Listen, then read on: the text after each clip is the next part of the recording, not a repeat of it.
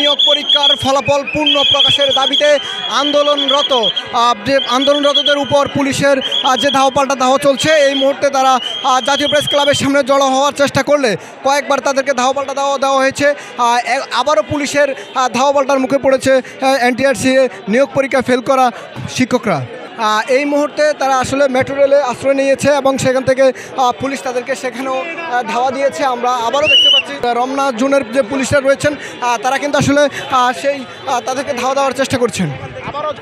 আবারও জড়ো হয়েছে আন্দোলনকারীরা এবং পুলিশের পক্ষ থেকে কিন্তু তারা এই আন্দোলনকারীদের ধাওয়া দেওয়ার জন্য তারা চেষ্টা চালিয়ে যাচ্ছে। এই মুহূর্তে আমরা দেখতে পাচ্ছি পুলিশের পক্ষ থেকে কিন্তু তারা আবারও দাওয়া দিচ্ছে এবং পুলিশের পক্ষ থেকে কিন্তু এখন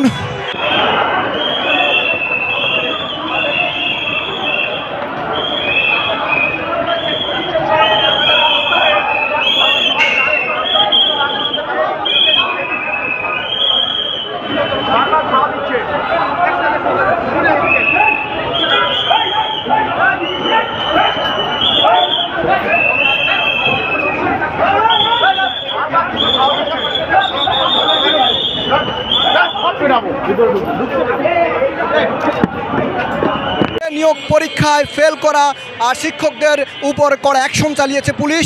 আমরা দেখতে পাচ্ছি যে যেখানেই জড়ো হচ্ছে সেখান থেকেই পুলিশ তাদেরকে ছড়িয়ে দিচ্ছে।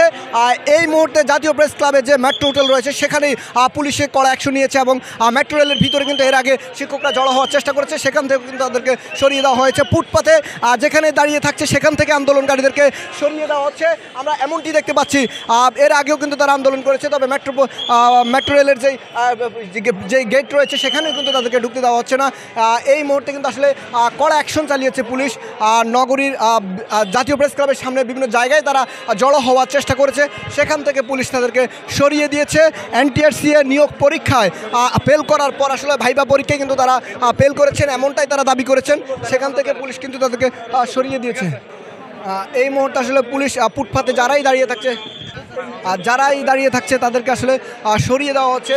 আসলে যারা যেখানে দাঁড়িয়ে থাকার চেষ্টা করে তাদেরকে আসলে সরিয়ে দেওয়ার চেষ্টা চলছে।